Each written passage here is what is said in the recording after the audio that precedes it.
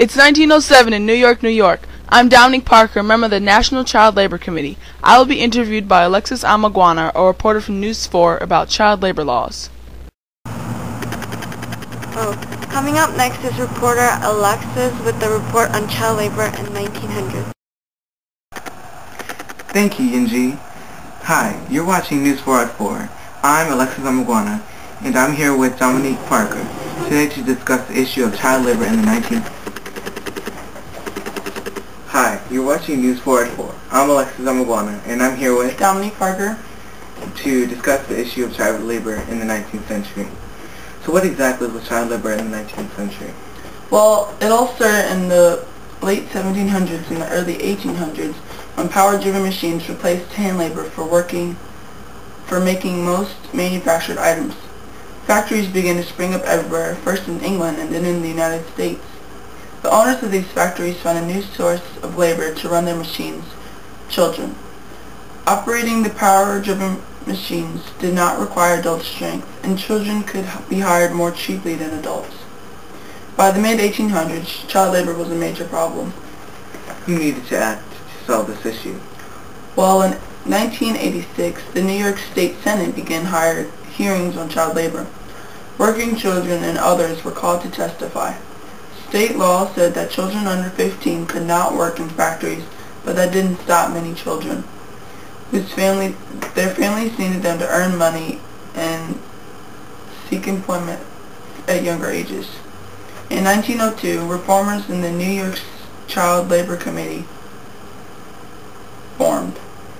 Slowly, they won bans against dangerous work, night work, and long hours from children. Who is affected by this issue? Well, working-class parents saw little advantages to keeping their children in school instead of the workplace. But parents, working adults, labor unions, and children were all affected. Should all or part of the problem be addressed?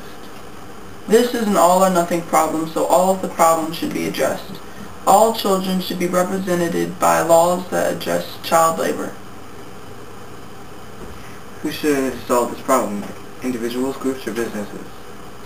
On an individual level, parents should care enough about their children's education and future to not send them to work illegally. Legislators should make laws to protect their constituents, including children. Union leaders should lobby for laws that protect jobs for union members. How do different groups respond to this issue? From 1910 to 1930, passage of various local and state compulsory school attendance laws contributed to a decline in the percentage of wage-earning children, despite the federal amendment's dismissal progress. The onset of the Great Depression temporarily reversed the downward trend. Pressured by child welfare advocates and labor unions, Franklin D. Roosevelt's administration, NIRA, which set up the National Recovery Administration, NRA. The NRA was short-lived, however, for the U.S. Supreme Court declared it unconstitutional on May 27, 1935, thereby leaving the United States again without federal restrictions on child labor. What is the best solution to the problem? In 1904, the National Child Labor Committee, NCLC, became a private, non-profit organization. In 1907, the NCLC was incorporated by an act of Congress, which the mission of promoting rights, awareness, dignity, well-being, and education of the children and youth as they relate to work and working. How is the solution to the problem implemented? The National Child Labor Committee continued to lobby for ratification of the 1924 Child Labor Amendment. Sensing a new attitude in the Supreme Court, advocates included child labor regulations in 1938 Fair Labor Standards Act. This New Deal legislation prohibited the employment of those under 14 years of age and placed restrictions on young workers ages 14 through 17. As advocates, technical assistance providers, researchers, and catalysts The National Labor Committee works across the nation with corporations, government agencies, and non-profit organizations. Under broad-based funding from individual contributors, foundations, and corporations, the NCLC continues to be a leading force working on behalf of this country's young people in the areas of child labor law, youth occupational safety, health, and education. What methods are used by individuals and groups to influence a solution to the issue? From 1908 through 1921, the National Child Labor Committee used several methods to bring attention to the issue of child labor. First, they paid a photographer, Han Lewis, to take pictures of child laborers that would pull the nation's attention. The NCLC also organized state-centered campaigns and called for the establishment of a federal Children's Bureau that would investigate and report on the circumstances of all American children. What is the cost and impact of the solution?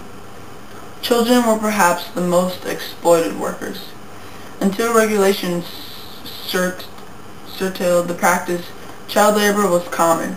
In 1900, more than 25,000 children under the age of 15 worked in factories for minimal pay.